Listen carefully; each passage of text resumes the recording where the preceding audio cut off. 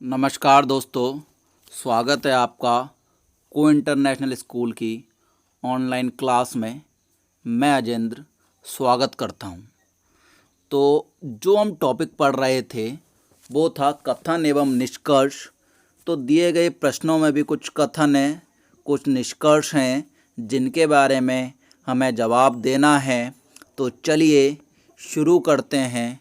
प्रश्न जो कुछ आपके इम्पोर्टेंट हैं, चलिए शुरू करते हैं। पहला, क्या सरकार को निजी प्रयोग के लिए कारों की रजिस्ट्रेशन को पूरे देश में तत्काल प्रभाव से रोक देना चाहिए? बेटा अब ये एक चीज़ बताओ, ये बिल्कुल सही है क्या? देखिए, सरकार को निजी प्रयोग के लिए कारों के रजिस्ट्रेशन को पूरे देश में तत्काल प्रभाव से रोक देना चाहिए।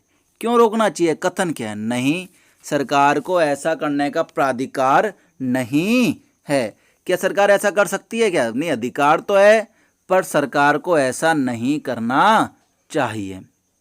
ठीक है, अधिकार तो है, कह रहा ना नहीं सरकार चाहती तो भैया सरकार तो कुछ भी कर सकती है ना। सरकार चाहती, सरकार के पास बेटा इतने अधिकार होते हैं। सरकार चाहे तो पैसा आपका है, धन आपका है, लेकिन जैसे एक वित्तीय आपातकाल एक नाम की चीज़ होती है जिसमें अगर आपका धन बैंक में सुरक्षित है, सरकार चाहे तो वित्तीय आपात लगा के आपका धन अपने अंडर में ले सकती है। आप अपना पैसा बैंक से नहीं निकाल सकते।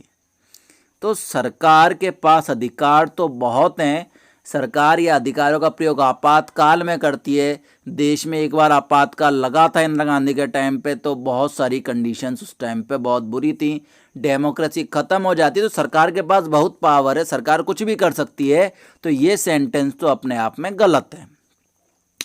हाँ, भारत के बड़े शहरों की सड़कों पर भीड़ कम करने का यही तरीका है ना? यही कोई एकमात्र तरीका, यही एकमात्र तरीका है? नहीं बेटा, एकमात्र तरीका थोड़ी है। आप जैसे दिल्ली में और भी बड़े शहरों में ऑड इवन वाले फार्मूले चल रहे हैं कि एक दिन ऑड नंबर की गाड़ियां चलेंगी, एक दिन इवन नंबर की गाड़ियां चलेंगी।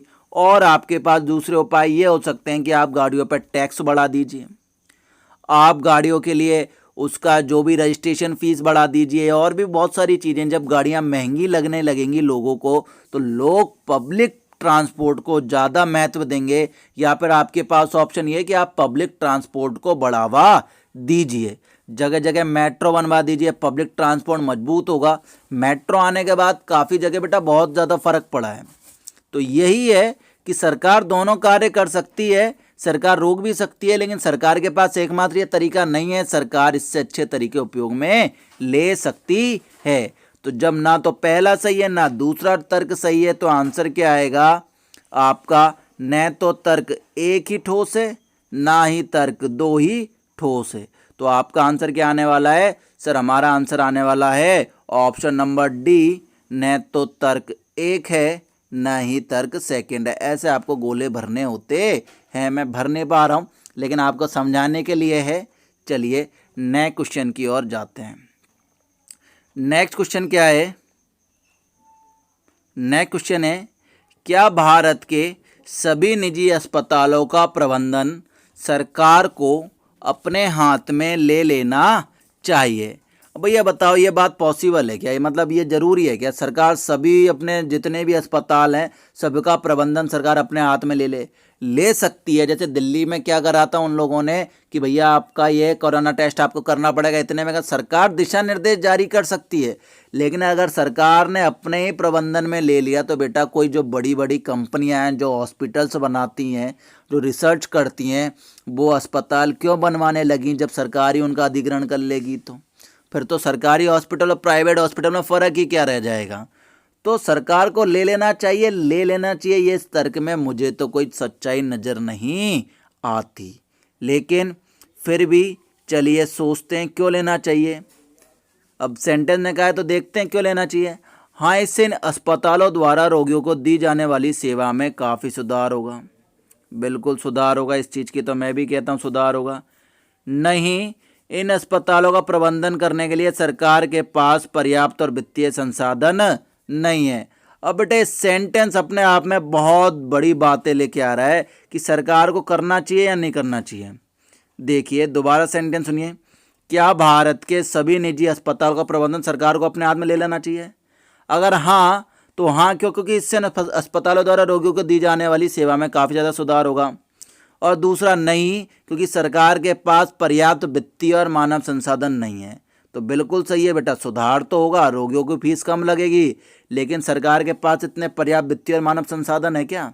नहीं है। सरकार इतनी फीस वहन कर पाएगी क्या? इतना पैसा दे पाएगी क्या? नहीं सर। जब दोनों ही स्टेटमेंट आपके नहीं बैठ रहे तो आपका क्या है, न तो तर्क एक सही है, न ही तर्क दो ही सही है। दोनों ही तर्क आपके ठोस नहीं है। न तो तर्क एक सही है, ना ही तर्क दूसरा सही है। क्लियर है बेटा? नेक्स्ट क्वेश्चन पे बढ़ते हैं। तीसरा, क्या सरकार को भारत की सभी बड़ी नदियों पर बहुत से स्थानों पर बड़े बड़े बांध बनाने चाहिए? भैया देख, जब भी बांध बनते हैं तो इकोसिस्टम बर्बाद होता है। क्या बर्बाद होता है? इकोसिस्टम बर्बाद होता है। इसके लिए आप टिहरी बांध के बारे में पढ़ना, ठीक है? क्योंकि जब भी एक बड़ा बांध बनता है तो उसके आसपास की बहुत सारी ज़मीन बांध के अंदर चली जाती है, तो आसपास जो पेड़ पौधे जो ज़मीनें होती हैं वो सारी की सारी बर्बाद हो जाती हैं। तो पहला सेंटेंस सही है।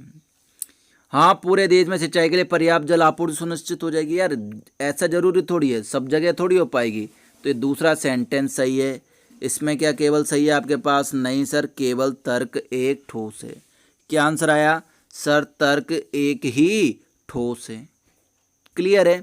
कौन सा तर्क ठोस है? केवल तर्क एक ठोस है। आगे सुनते हैं next question. Next question is number 4, question number 4। आराम से पढ़ते हैं बेटा, धीरे धीरे। क्या सरकार को लाभ कमाने के लिए सार्वजनिक क्षेत्र के सभी उपक्रमों में अपनी हिस्सेदारी के बड़े हिस्से को बेच देना चाहिए? हालांकि भारतीय सरकार इस टाइम यही चीज़ कर रही है।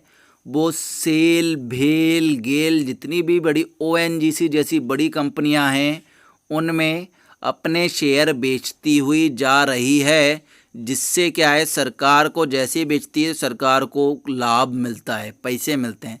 जैसी सरकार अपना हिस्सा बेचती है तो उस हिस्से के बीच चक्कर में सरकार को क्या मिलता है? एक बड़ी राशि प्राप्त होती है। नहीं, सरकार को इन उपक्रमों का नियंत्रण नहीं छोड़ना चाहिए, क्योंकि ये लाभ कमाने वाली संस्थाएं हैं। यार ये बात बिल्कुल सही है।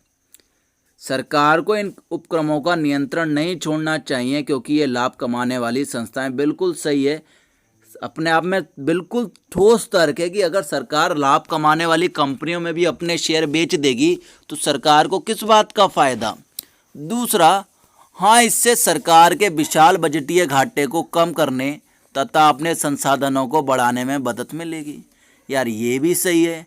अगर सरकार नहीं बेचना चाहती तो नहीं भी बेचे, और बेचना चाहती है तो इससे क्या होगा? जो सरकार का विशाल बजटीय घाटा होता है, आप लोग ध्यान रखिए, भारत का जो बजट होता है वो बजट घाटे का होता है। किसका बजट होता है? घाटे का होता है, जिसमें इनकम कम और खर्चे ज़्यादा होते हैं।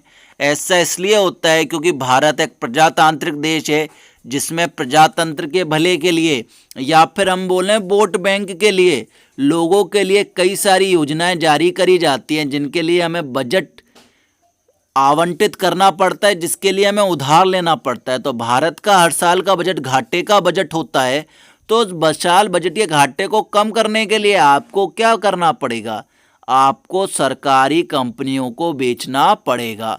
तो दोनों सेंटेंस सही हैं। नहीं बेचना क्योंकि ये लाभ कमाने वाली संस्था है, और क्यों बेचना है? क्योंकि आपके पास बहुत सारा उधार है। तो इन दोनों कंडीशन ही आपकी सही है। तो या तो आप क्या करोगे, कंडीशन नंबर 1 भी सही है, या फिर कंडीशन नंबर 2 भी सही है। या तो आप बेचोगे या नहीं बेचोगे, दो ही कंडीशन है ना। या आ गया, या तो बेचोगे या नहीं बेचोगे। ऐसी कंडीशन में आपके पास एक तर्क आता है, वो है ऑप्शन नंबर 3, या तो आप बेचोगे या नहीं बेचोगे। Let's check it. बिल्कुल सही, क्योंकि आपके पास दो ही तरीके बचे। या तो आपको बेचनी है तो क्या होगा आपको कि सर बेचेंगे तो इससे हम जो बजट घाटा है उसकी पूर्ति करेंगे। नहीं बेचोगे तो सर इससे हमें लाभ तो मिल रहा है। अब आपके ऊपर है, सरकार के ऊपर है, वो उसे बेचना चाहती है या बेचना नहीं चाहती, जो भी है सरकार के ऊपर है। आगे शुरुआत करते हैं क्वेश्चन नंबर 5 की। क्या भारत के सभी इंजीनियरिंग कॉलेज के लिए दाखिले का एक रूप मानदंड होना चाहिए? बिल्कुल एक रूप मानदंड होना चाहिए। कोई भी इंजीनियरिंग कॉलेज हो उसके लिए केवल कितनी एग्जाम होनी चाहिए? केवल एक एग्जाम होनी चाहिए। एक एग्जाम से क्या होगा भैया, कर तो आप इंजीनियरिंग ही रहे हो ना, कर तो क्या रहे हो आप लोग, इंजीनियरिंग ही कर रहे हो ना, एक ही तो फील्ड है, तो उसके लिए क्या होना चाहिए, एक ही एग्जाम होनी चाहिए। लाइक जैसे आपको आईएएस ऑफिसर बनना है तो जितने भी देश के लोग हैं जिन्हें आईएएस ऑफिसर बनना है वो केवल एक एग्जाम देंगे। किसकी एग्जाम देंगे? यूपीएससी आईएएस की एग्जाम देंगे। जिन्हें एसएससी में आपको इनकम टैक्स ऑफिसर बनना है तो एसएससी में सीजीएल की एग्जाम देंगे। तो इसी प्रकार अगर आपको इंजीनियरिंग ही करनी है तो आपको इंजीनियरिंग के लिए केवल इंजीनियरिंग की एग्जाम देनी चाहिए, और वो भी कितनी एग्जाम होनी चाहिए? केवल एक एग्जाम होनी चाहिए। आजकल प्रत्येक कॉलेज अपने अनुरूप अलग अलग एग्जाम कराता है जो बिना मतलब की है, जिसमें क्या होता है, जो कॉलेज होता है अपनी मशीनरी के हिसाब से अपने एक एग्जाम फी निर्धारित करता है, जिससे बच्चों का नुकसान होता है। सुनिए, हाँ, इससे इंजीनियरिंग कॉलेजों में दाखिल हुए छात्रों की गुणवत्ता निश्चित होगी। बिल्कुल निश्चित होगी। जो टॉप होगा वो अपने आप एक अच्छा कॉलेज चुनेगा, और अच्छा कॉलेज चुनेगा तो छात्रों की गुणवत्ता तो आपको पता चल ही जाएगी। इतनी बड़ी एग्जाम में जो टॉप करने वाला है, जितनी बड़ी एग्जाम होगी उसमें टॉपर होगा, वो अपने आप में गुणवत्ता वाला व्यक्ति होगा। दूसरा, नहीं ये संभव नहीं है। क्यों नहीं है संभव? ये चीज़ तो संभव है क्योंकि हमने पहले भी ऐसी चीज़ कराई हुई है। एक देश एक एग्जाम पॉसिबल नहीं है, लेकिन एक ही चीज़ के लिए एक एग्जाम तो पॉसिबल है ना, कि सारे इंजीनियरिंग कॉलेज के लिए एक एग्जाम हो सकती है। तो भैया इस बात में केवल एक तर्क ठोस है, तर्क नंबर 1 ठोस है। देखते हैं क्या है आंसर। बिल्कुल सही। क्या आंसर है? तर्क 1 ठोस है। इसी प्रकार आप किसी भी क्वेश्चन के आंसर दे सकते हैं। मैं उम्मीद करता हूँ इस वाले क्वेश्चन का आंसर आपको देना है। चलिए देखते हैं क्या आंसर आने वाला है, सुनते हैं। क्या सरकार को पेट्रोल, डीजल और रसोई गैस की खुदरा कीमतों का अब विनियमन कर कीमतों को बाजार की स्थिति के अनुरूप या अनुसार चलने देना चाहिए? बेटा यही कंडीशन वर्तमान में चल रही है। सरकार मार्केट के हिसाब से, जो इंटरनेशनल मार्केट में तेल के भाव चलते हैं उसके अनुसार ही आपके नियत समय पे भाव बढ़ते और घटते रहते हैं। सुनिए, हाँ, इससे तेल कंपनियों को अपने उत्पाद प्रतिस्पर्धी कीमत पर बेचने में बहुत सहायता होगी। सेंटेंस सही है क्या? सुनिए, बिल्कुल सही है। अभी क्या होता है कि किसी कंपनी ने तेल उत्पाद मान लो $20 में ख़रीदा और उसकी कीमत आप भारत में करना चाहते हो कि $15 में बेचे, तो ऐसा कंपनी बेच सकती है क्या? नहीं बेच सकती। तो आपने क्या निश्चित किया कि भैया कंपनी ने बेचा, कंपनी अपने हिसाब से उसकी कीमत निर्धारित करे। तो उससे क्या होगा कि जितनी भी तेल कंपनियां हैं भारत में, जितनी भी तेल कंपनियां हैं, चाहे हिंदुस्तान पेट्रोलियम हो, भारत पेट्रोलियम हो, इंडियन, आगे नहीं आम जनता इन उत्पादों के लिए बाजार आधारित कीमत अदा करने में समर्थ नहीं है। ये भी चीज़ होगा। क्यों होगा? अगर माना मार्केट में तेल की कीमत बहुत ज़्यादा बढ़ गई तो देश में भी इसकी कीमत बहुत ज़्यादा बढ़ जाएगी। जब इतनी ज़्यादा कीमत बढ़ जाएगी तो आम नागरिकों को पेट्रोल का भाव अगर आप मान लीजिए 100 रुपये लीटर होता है तो भैया बहुत ज़्यादा फर्क पड़ने वाला है देश की अर्थव्यवस्था पर। तो बाजार आधारित कीमत करने के लिए क्या हम लोग समर्थ नहीं हैं? बिल्कुल, ये भी बिल्कुल सेंटेंस सही है। अगर भाव कम होते हैं तो कोई दिक्कत नहीं है, लेकिन अगर भाव ज़्यादा होते हैं तो हम लोगों को दिक्कतें आने वाली है। हाँ, सरकार को इन उत्पादों के लिए सहायकी मतलब सब्सिडी बंद कर देनी चाहिए और धन विकास परियोजना में लगाना चाहिए। ये भी पॉसिबल है कि भैया अगर आप गाड़ी चला रहे हो, अगर आप गाड़ी चला रहे हो तो पेट्रोल की कीमत भी आपको ही तो देनी चाहिए। अगर आप गाड़ी चला रहे हो तो आपका बोझ कोई और क्यों पनपे? अगर आप गाड़ी 100 रुपये ऑब्वियस सी बात है, आपका शौक है गाड़ी चलाना, तो उसके लिए पैसे भी आपको ही खर्च करने चाहिए। और सरकार का क्या कर्तव्य बनता है कि सरकार जो सब्सिडी दे रही है पेट्रोलियम उत्पादों पर, उससे पेट्रोलियम उत्पादों पर ना देकर विकास परियोजनाओं में धन लगाए। तो ये सेंटेंस भी सही है, पहला भी सही है अपने आप में, दूसरा तर्क भी ठोस है और तीसरा तर्क भी ठोस है। इस कंडीशन में तीनों तर्क अपने आप में बड़ी मजबूती लिए हुए हैं। तो मैं तो कहता हूं कि तीनों तरह के जो आपके तर्क हैं वो बहुत ही ठोस हैं। देखते हैं, बिल्कुल सही आंसर है कि सर जो तीनों तर्क हैं वो बहुत ही ज़्यादा ठोस हैं, अपने आप में कैसे हैं, ठोस हैं। अगले क्वेश्चन पे बात करते हैं, क्वेश्चन नंबर 7। क्या सरकार को देश भर की सभी प्राइवेट पैसेंजर ट्रांसपोर्ट कंपनियों का अधिग्रहण कर लेना चाहिए? बेटा पॉसिबल नहीं है ये बात है। हालांकि हमसे कहा है कि सरकार को अधिग्रहण कर लेना चाहिए। क्यों करना चाहिए, इस वाली बात पे बात चल रही है। अब सरकार अधिग्रहण करे तो क्यों करे, बात ये है। तर्क, हाँ जैसे सरकार रेल चलाती है वैसे ही यह करना चाहिए, यह कोई बात थोड़ी है। सरकार रेल चलाती क्योंकि रेल एक बड़ा उपक्रम है, जबकि प्राइवेट पैसेंजर ट्रांसपोर्ट कंपनियों का अधिग्रहण क्यों करे, क्योंकि भारत सरकार के पास तो पहले ही हमारे पास रोडवेज सेवा उपलब्ध है। कौन सी सेवा उपलब्ध है? रोडवेज सेवा उपलब्ध है। तो हमें प्राइवेट पैसेंजरों का अधिग्रहण करने की आवश्यकता नहीं है। नहीं, ऐसे परिचालन हैंडल करने की विशेषता सरकार के पास नहीं है। बिल्कुल है। तो ये सेंटेंस भी गलत है। अरे है, क्योंकि हम क्या, पहली सरकार क्या चला रही है, रोडवेज चला रही है, तो पब्लिक ट्रांसपोर्ट भी तो चला सकती है। तो दोनों सेंटेंस ही गलत हैं। हाँ, इस प्रकार आम जनता को प्राइवेट ट्रांसपोर्ट कंपनियों के चंगुल से छुड़ाया जा सकता है। अरे चुंगल तो है ही नहीं। क्यों नहीं है? क्योंकि देखो ये भी गलत, ये भी गलत, ये भी गलत। क्योंकि आम सरकार तो आम लोगों के लिए पहली एक सेवा चला रखी है जिसे हम बोलते हैं रोडवेज बस सेवा। क्या बोलते हैं बेटा? रोडवेज बस सेवा। जैसे राजस्थान सरकार बस निगम, ठीक है। तो सरकार ने तो पहले ही रोडवेज बस सेवा चालू कर रखी है। जिन्हें रोडवेज से जाना है रोडवेज से जाएं, जिन्हें प्राइवेट से ना प्राइवेट से जाएं। तो ये इसका कोई भी प्रकार का तर्क मुझे ठोस नहीं लगा। जब तीनों प्रकार के तर्क मुझे ठोस नहीं लगे तो मैंने आंसर दे दिया इनमें से कोई नहीं। और बिल्कुल सही है, आंसर क्या आया? इनमें से कोई नहीं। अगले क्वेश्चन पे बढ़ते हैं, क्वेश्चन नंबर 8। क्या आईआईटीज और आईआईएम्स जैसे उच्च शिक्षा संस्थानों को भारत सरकार के नियंत्रण से पूर्णतः मुक्त कर देना चाहिए? अब इस बात में आपको क्या ठोस लगता है? मुझे तो पहले लग रहा है कि अगर ये ठोस नियम होता तो पहली सरकार इसको फ्री कर देती।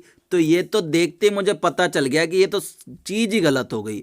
ये तो अपने आप में इसका आंसर गलत होना चाहिए। लेकिन कोई बात नहीं, हम पढ़ते हैं पहले तीनों फिर बताते हैं। हाँ, विकसित देशों में ऐसे संस्थान गैर सरकारी एजेंसियों द्वारा चलाए जाते हैं। तो चलाए जाते हैं तो भारत देश में चलाए जाने चाहिए क्या?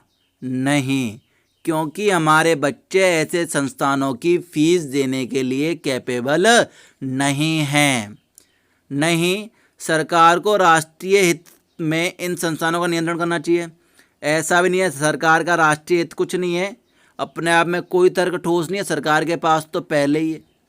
नहीं, 1 सेकेंड सॉरी, नहीं, ये संस्थान निर्बाध कार्य करने संबंधी नीति विषयक निर्णय के लिए सक्षम नहीं है। अरे सक्षम है इनको भैया। ये तीनों चीज़ें अपने आप में इसलिए गलत है क्योंकि सरकार ने इन तीनों पे विचार करके इनके लिए पहले एक कमेटी बनाई है जिसे HRD डिपार्टमेंट संभालता है, ह्यूमन रिसोर्सेज डिपार्टमेंट, मानव संसाधन विकास मंत्रालय। वही पूरे IIT और IIM को नियंत्रित करता है। तो उनके पास पावर है कब किसको क्या करना है, कब किसको क्या नहीं करना। तो तीनों ही सेंटेंस गलत हैं, तीनों ही सेंटेंस गलत है। तो मैंने आंसर लिख दिया इनमें से कोई नहीं, और बिल्कुल सही आंसर है। आगे बढ़ते हैं, क्वेश्चन नंबर 9। क्या भारत में संसद के चुनाव देश भर में एक ही दिन में किए जाने चाहिए? काफ़ी विचार चला है इस बात पे, लेकिन क्या हुआ, ये विचार ठंडे बस्ते में क्यों डाल दिया गया? क्योंकि भारतीय चुनाव आयोग ने देखा कि यह पॉसिबल नहीं है। क्या देखा? यह पॉसिबल नहीं है। देखते हैं अभी हमसे क्या करवा रहा है। हाँ, ऐसे चुनावों को हैंडल करने का यही एक तरीका। अरे भैया, यही एक तरीका होता तो अब तक यही चुनाव चल रहे होते। अलग अलग तरीके से होते ना। हमारे यहाँ 3 चुनाव हो जाते हैं। सरपंच का अलग होता है, विधानसभा का अलग होता है, और तो राज्यसभा का भी अलग होता है, हमें तो पता ही नहीं चलता, और लोकसभा का तो अलग होता ही होता है। हाँ, इससे आयोग को एक ही दिन में चुनाव संबंधी मसले पर ध्यान केंद्रित करने में सहायता मिलेगी। बात तो ठीक है, लेकिन इतना तर्क ठोस नहीं है कि इसके लिए आप एक ही दिन में चुनाव कराएं। नहीं, कुछ अन्य देशों में अलग अलग दिनों में ऐसे चुनाव करते हैं। भैया, हमें अन्य देशों से क्या मतलब है? हमें किस देश से मतलब है? हमारे देश से मतलब है। तो ये हमारे सामने कोई भी इतना मजबूत तर्क ठोस नहीं कर पाया है, इतना ठोस तर्क पेश नहीं कर पाया है जिससे हम ये विचार करें कि नहीं, चुनाव तो एक ही दिन में होने चाहिए। जब कोई तर्क ही मजबूत हमारे पास नहीं है तो चुनाव तो अलग अलग दिन में ही होंगे। तो हमारा आंसर है कोई ठोस सबूत नहीं है। देखते हैं बिल्कुल सही आंसर कि हमें पता था ये कोई भी ठोस सबूत पेश नहीं कर पाया। अगले क्वेश्चन की साइड बढ़ते हैं। क्वेश्चन नंबर 10, क्या देश में केंद्र सरकार और राज्य सरकार के कर्मचारियों का वेतन ढांचा एक समान होना चाहिए? वेतन ढांचा का मतलब पे स्केल होती है, वो बराबर होनी चाहिए। उम्मीद तो हम सब करते हैं ऐसा ही होना चाहिए, लेकिन जब आपको पता है कि स्टेट और गवर्नमेंट दोनों अलग अलग संस्थाएं हैं तो उनकी सारी चीज़ें ही अलग अलग होती हैं। नहीं, राज्य सरकार को अपने कर्मचारियों का वेतन ढांचा निर्धारित करने की स्वतंत्रता होनी चाहिए। बिल्कुल सही बात है बेटा, इस बात में दम है। अगर कोई राज्य सरकार के पास पैसा ही नहीं है तो वो कैसे कर्मचारियों का वेतन बढ़ा देगी? नहीं बढ़ाएगी ना। तो राज्य सरकार को तो भैया बिल्कुल छूट होनी चाहिए। आज मेरे पास कोई कर्मचारी काम करता है तो मैं उसे ऐसा थोड़ी है कि पड़ोसी मेरे को इतने पैसे दे रहा है तो मैं उसको उतने दूंगा। अरे भैया, आपको काम करना है तो मेरी शर्तों पे काम करना पड़ेगा। मैं ऐसे, अगर आप राजस्थान, मध्य प्रदेश, गुजरात को एक व्यक्ति मान के काम करें, सुनिए, अगर कोई राजस्थान में काम कर रहा है और कोई देश के लिए काम कर रहा है तो माना किसी को 20,000 रुपये महीना दे रहे हो आप, तो राज्य सरकार के पास नहीं है, राज्य सरकार उसे 8,000 रुपये महीना देना चाहती है। तो ये तो राज्य सरकार से काम करने से पहले सोचना चाहिए ना आपको नहीं जचती तो आप काम मत कीजिए। तो बिल्कुल ठोस सबूत है कि राज्य सरकार को अपने कर्मचारियों का वेतन ढांचा निर्धारित करने में स्वतंत्रता होनी चाहिए। बिल्कुल सही। नहीं, केंद्र सरकार और राज्य सरकार के कर्मचारियों का कार्यभार और उत्तरदायित्व भिन्न होते हैं, अतः वेतन ढांचा अलग होना चाहिए। ये कोई नहीं। सरकार में भी टीचर होते हैं, केंद्र सरकार में, राज्य सरकार में भी टीचर होते हैं, उससे कोई फ़र्क नहीं है। तो ये वाला सेंटेंस तो बिल्कुल गलत है, वाहियात सेंटेंस है। हाँ, सभी सरकारी कर्मचारी चाहिए। अरे इससे थोड़ी मतलब सरकारी कर्मचारी है तो सबसे समान व्यवहार होगा। अरे भैया, दोनों में मेरे को तो एक सही लगा। क्यों? जिसके पास जितना पैसा होगा वो उतना ही तो काम देगा। आप एक टीचर यहाँ पर और एक कहीं और हो, दोनों टीचरों को अलग अलग पैसे मिल रहे हैं, काम तो दोनों ही पढ़ाने का कर रहे हो ना। तो ये तो इन सरकार के ऊपर है, सरकार का बजट कितना है, सरकार की नीति क्या है, सरकार के पास पैसा कितना है। तो सरकार अपने हिसाब से निर्धारित करने का आपको उसे मौका देना चाहिए। तो क्या है? तर्क नंबर 1 ठोस है, बिल्कुल सही है। और आपके आज के ये पूरे 10 क्वेश्चंस होते हैं। अगली क्लास में हम इसी टॉपिक के कुछ नए क्वेश्चनों के साथ मिलेंगे। तब तक के लिए stay safe, stay home, take care, bye bye. साथ ही एक सूचना के साथ कि आने वाले कुछ समय में आपको विद्यालय गतिविधियों के बारे में पता चलने वाला है। जो हमारे शिक्षा मंत्री हैं उनके द्वारा आने वाले कुछ समय में स्कूल कब खुलेंगे एक मिस्ट्री है, इसका पता चल जाएगा। तब तक के लिए बेटा घर पे रहिए, सतर्क रहिए, सुरक्षित रहिए। Bye bye. మీకు ఈ వీడియో నచ్చినట్టయితే లైక్ చేయండి, షేర్ చేయండి, సబ్స్క్రైబ్ చేయండి. రెగ్యులర్ నోటిఫికేషన్స్ కోసం బెల్ బటన్ని ప్రెస్ చేయండి.